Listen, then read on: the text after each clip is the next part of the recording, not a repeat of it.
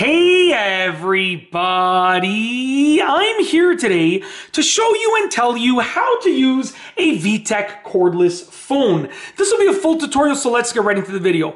As you can see right here, I have this Vtech portable cordless phone. This actually came with two separate units, and this is just one of them. And the majority of Vtech cordless phones are gonna look similar to this with a similar key layout or button layout to this. So let's get right into the video. So first and foremost, if you want to make a call, you have two options. You can dial your number first. I'm just going to put in some random, just lots of zeros, okay? Dial your phone number first and then push the talk button, and that will dial the number, okay? It would be dialing now. I'm not connected to a landline, but it would be dialing now. As you can see, there's a timer on there.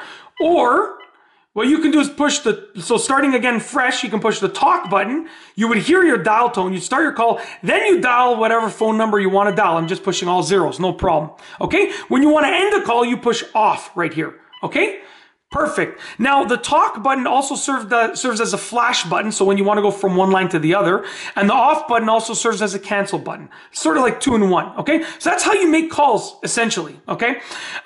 So caller ID is right here. The CID stands for caller ID. If you push this, it's going to display your call log of who's called, but it says call log empty because no one has called me. I'm so sad. I'm just joking. I just got this phone right now, literally like probably like an hour and a half ago, I ended up purchasing it. Okay, so that'll display your call log of all your missed calls. And if you have people stored, you can hit this and it'll display your directory. It says directory empty because I have no one stored in the directory. Once again, I'm so sad. Just kidding. Okay, now as you can see, these buttons here also serve as an up and a down button. So it says volume up and volume down, but they're actually scroll buttons basically. So this is an up button and this is a down button. It just allows you to scroll through the menus. Now, speaking of menus, there's a menu button right here. It says menu or select. So if I push it, it's going to open up the menu. Now I can open up my directory. I can scroll using these buttons here. Settings, set date time, ringers, caller ID log, and then back to directory. So let's just go to settings. When I see an option that I like, I'm going to hit menu select because then it's going to allow me to select it. Now in the settings menu, I do have LCD language, dial mode, home area code, key tone, clear voicemail, and then back to LCD language. So you're going to select whichever one you want.